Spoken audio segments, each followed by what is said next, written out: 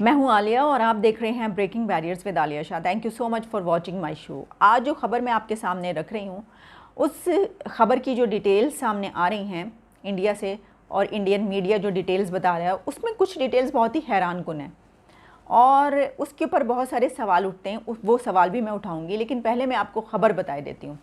खबर कुछ यूँ है कि भारत में जो दिल्ली पुलिस है, उसका ये कहना है कि जो स्पेशल ब्रांच है, उनकी स्पेशल ब्रांच ने एक आदमी को गिरफ़्तार किया है, जो कहा यह जा रहा है कि वो पाकिस्तान की तरफ से आया हुआ वहाँ पर दहशतगर्द है। यानी वहाँ पर एक दहशतगर्द की गिरफ़्तारी हुई है और कहा यह जा रहा है, ये बताया गया है कि दरअसल इसका ताल्लुक़ पाकिस्तान से है और उसका जो एजेंडा था, जो एम था जिसके लिए वो वहाँ पर मौजूद था, कि वो जो त्यौहार ये चल रहे हैं, फेस्टिवल्स, जिसमें कि नवरात्रि और इसके अलावा अब दीपावली ये आने वाले हैं, तो इन त्योहारों पर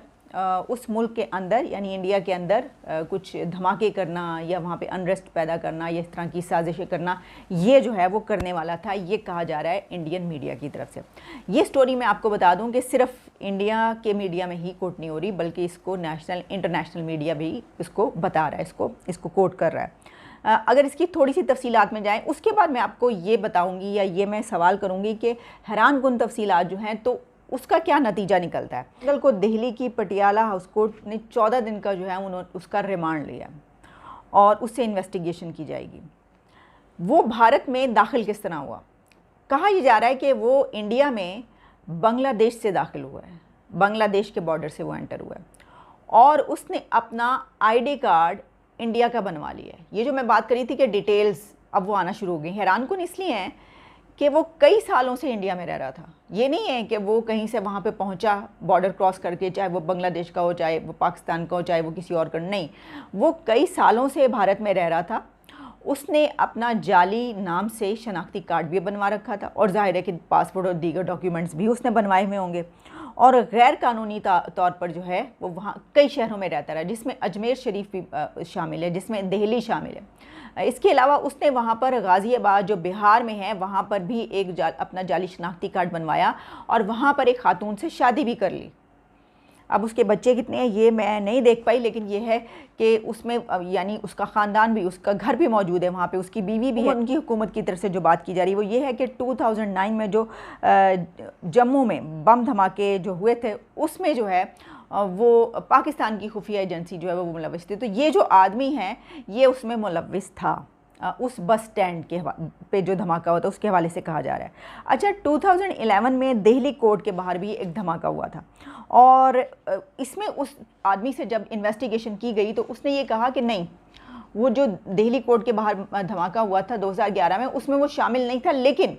उसने वहाँ पर ज़रूर सर्वेलेंस का काम दिया था। यानी ये कि उसने वहाँ पर सारी जो इन्फॉर्मेशन थी वो गैदर करके, क्या, कब, कैसे, क्यों, किस तरह हो सकता है, ज़ाहिर इसी तरह की होगी ना। इसके अलावा जो पुलिस हेडक्वार्टर्स है, कहा जा रहा है कि वो भी निशाने पे था, कि उसके ऊपर भी जो है वो हमला वो करने वाला था या कर सकता था। और फिर ये भी कि और भी कुछ चीज़ें जो बताई गई हैं, लेकिन ये कहा गया है कि अब ये इन्वेस्टिगेशन की जा रही है कि आया वो किसी ऐसे धमाके करने में मुलविस था या नहीं। अभी तक उसने ऐसा कुछ किया या नहीं किया, क्योंकि अभी तक जो तफसीलात है उसमें ये कि उसने उसमें मदद करने की किसी भी तरीके से जो कोशिश की है। उससे जो असलहा बरामद हुआ आपको मैं बताई देती हूँ। उसमें ये कहा गया है कि AK-47 राइफ़ल जो है वो 6 राउंड मैगज़ीन और इसके अलावा 50 कारतूस और 2 पिस्तौल शामिल हैं। खैर, ये तो जो है जो इतने अरसे से रह रहा हो बंदा, उसके पास ये तो आप नहीं पता कर सकते कि कितना बड़ा असला पहले था या अब था। हाँ, अब जो बरामद हुआ होगा वो ये है। तो ये है सूरत हाल। जो मैं आपको ये बात कह रही थी कि ये क्यों डिफरेंट और क्यों हैरानकुन है, उसकी वजह ये है कि वहाँ पर भारत में जिन शहरों में ये रहता रहा, वहाँ पे इसको पीर मौलाना कहते हैं। होते ना इस तरह के बहुत सारे लोग हम देखते हैं कि जो अपना भेस बदल लेते हैं, उसके पीछे उनका ऑब्जेक्टिव कोई और होता है, मोटिव कोई और होता है, और भेस बदल के जो है वो रहते हैं और सारी ज़िंदगी लोगों को पता नहीं चल मैं आम लोगों की भी बात करूँ कि अंदर से उनकी तबीयत वो नहीं होती कि वो जो हैं वो इस टाइप के हैं, बल्कि अंदर से वो कुछ और होते हैं, लेकिन बाहर से ऊपर उसे उन्होंने बड़ी दाढ़ी और सब कुछ, टोपी वोपी और इस तरह की चीज़ें होती हैं और नमाज़ें और मस्जिदों में जा रहे होते हैं और ये दिखाने की कोशिश कर रहे होते हैं कि वो तो बड़ी चैरिटी के काम करें। तो मेरा ये ख्याल है कि इसी तरह का कोई ये नक्शा इसका जो है वो बताया गया है। फिर ये भी कि पीर मौलाना तो उसको कहते ही थे, लेकिन वो हकीम भी था। यानी वो हिकमत। तो जाहिर है कि जब कोई किसी दूसरे मुल्क में इतने अरसे तक रह रहा हो तो उसे कुछ ना कुछ तो वहाँ पे अडॉप्ट करना पड़ेगा। और जो हकीम बनना है वो सबसे आसान है कि हकीम तो हर बंदे को कोई ना कोई टोटके आते हैं ना, कि ये खांसी आ रही है तो ये खा लो और शहद में ये मिलाकर पी लो, इस तरह की चीज़ें। तो इसके लिए कोई डिग्री वगैरह तो चाहिए नहीं, तो वो हकीम बन के रह रहा था वहाँ पे। अच्छा, इसके अलावा ये भी बताया गया है कि जो अहमद नूरी के नाम से भी उसने जाली शनाख्ती कार्ड जो हैं वो बनवाए हुए हैं। और जिस तरह मैंने बताया कि बिहार में उसने शादी भी कर रखी है। इसमें पाकिस्तान का क्या स्टैंड है मैं आपको बता देती हूँ। पाकिस्तान का अभी तक ये कहना है कि ये सब कुछ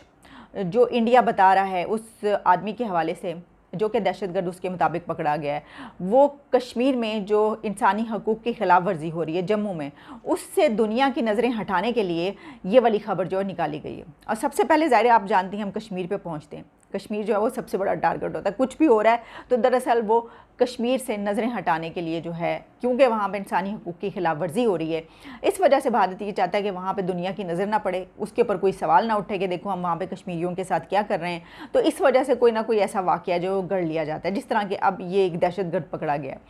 ये कहना है पाकिस्तान का। अच्छा, सिर्फ यही नहीं कहा, पाकिस्तान का स्टैंड साथ में ये भी है कि सिर्फ कश्मीर की ही बात नहीं बल्कि भारत के अंदर मुसलमानों के ख़िलाफ़ जो कार्रवाइयाँ हो रही हैं और मुसलमानों के साथ जो सलूक रवा रखा जा रहा है उससे दुनिया की नज़रें हटाने के लिए भी ये वाक़या किया गया। यानी हमारा जवाब ये कि ये सब कुछ जो है उसका एक ही ऑब्जेक्टिव है, वो ये कि दुनिया की नज़रें जो हैं वो भारत से हट जाएँ। तो मैं ये सोच रही थी कि दुनिया जो है वो ये सोच लेके बैठी हुई है कि अच्छा कोई भी ऐसा वाक़या होता है, कोई पकड़ जाता है तो वो सब कुछ भूल जाएंगे, सब कुछ वो कहेंगे बस अब सारी किताबें सब कुछ बंद कर दो, बस अब इस वाक़ये के पीछे लग जाओ। मेरा ख्याल है हम तो ये कर सकते हैं, दोनों कंट्रीज़, वो लोग इस तरह नहीं कर सकते। इसमें जो मैं आपको कह रही थी हैरान को, अच्छा मैं क्यों कह रही हूँ, देखें मुझे ऐसा लगता है कि ये दहशतगर्द से ज़्यादा शायद इसको जासूस कहना चाहिए। इसकी वजह ये है कि दहशतगर्द तो देखें, जिस तरह इंडिया की तरफ से ये कहा गया था कि जहाँ मुंबई हमलों में जो है लोग कश्तियों पे आए और इस तरीके से आए जो भी था, और आकर जो है वो उन्होंने टारगेट किया हुआ था और हमला कर दिया, पकड़े गए, मारे गए, भाग गए, जो भी थे, रहे नहीं वहाँ पर, हमला करने आए। लेकिन ऐसा आदमी या औरत जो भी, वो अगर किसी दूसरे कंट्री में जाके इतने साल तक मुस्तकिल रहे और उसने अपने शनाख्ती कार्ड भी बनवाए हुए हैं, उसने अपने पासपोर्ट्स भी बनवाए हैं, उसके सारे डॉक्यूमेंट्स भी फेक बने हुए हैं, उसको कोई पूछने वाला ना हो और वो वहाँ के एक सिटीज़न की तरह रह रहा हो, और चाहे वो सारी ज़िंदगी रहता रहता अगर पकड़ा ना जाता, तो ऐसे अभी तक हमें तो ये पता है कि ऐसे को जासूस बोलते हैं, ऐसे बंदे को तो स्पाई कहा जाता है ना, कि वो बस होता वहाँ पर है कि भाई जहाँ पर भी अगर भारत का यहाँ पे कोई होगा तो जाहिर है वो, जिस तरह कुलभूषण यादव की हम बात करते हैं, कुलभूषण यादव के हवाले से पाकिस्तान का ये स्टैंड ना कि जी वो जासूस है और बलूचिस्तान के इलाके में रहता रहा और फिर दूसरे इलाकों में, और दरअसल इसलिए यहाँ पर मौजूद है, यहाँ की जो कुछ इन्फॉर्मेशन है वो सारी गैदर की जाए और उसने जो है यहाँ के लोगों को काफ़ी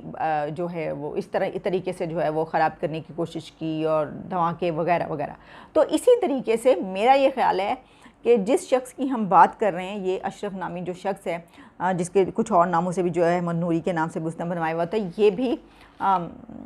हो सकता है कि ऐसा ही हो जो मैं बात कर रही हूँ। लेकिन अब पाकिस्तान की तरफ से क्योंकि स्टैंड आ गया है, तो अब देखें आगे क्या सूरत हाल बनती है, हम इसके ऊपर किस तरीके से आगे चलते हैं। लेकिन इन्वेस्टिगेशन तो होनी चाहिए, बिल्कुल सही बात यह है कि अगर कोई ऐसी बात है तो उसके ऊपर फौरी तौर पर इन्वेस्टिगेशन होनी चाहिए, थ्रू प्रॉपर चैनल इन्वेस्टिगेशन होनी चाहिए। और जो भी है, प्रॉब्लम ये होती है कि इस तरह के केसेस में आपके पास सॉलिड प्रूफ नहीं होते, सॉलिड प्रूफ देना बहुत ही मुश्किल होता है, जाहिर है कि आप कैसे देंगे। तो जिस तरह हमने कहा कि जी जौहर टाउन में हमला, हमने कहा जनाब उसके हमने सॉलिड प्रूफ भेज दिए। अच्छा, प्रॉब्लम ये होती है कि जब बड़े एक वो सबूत भेज दिए जाते हैं ना, तो आवाम के सामने कभी भी सबूत नहीं आते, बस ये कह दिया जाता है कि सबूत हमने दे दिए हैं,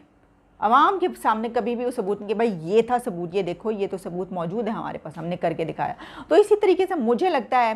कि देखिए किस तरफ ये जाता है। वैसे तो दोनों मुल्कों के दरमियान बहुत कुछ करने के लिए बहुत सारे ऐसे वाक़यात होते रहते हैं, लेकिन बहुत सारे ऐसे वाक़यात हकीकत में भी होते हैं, तो झुटलाया हम किसी भी चीज़ को झुटला नहीं सकते।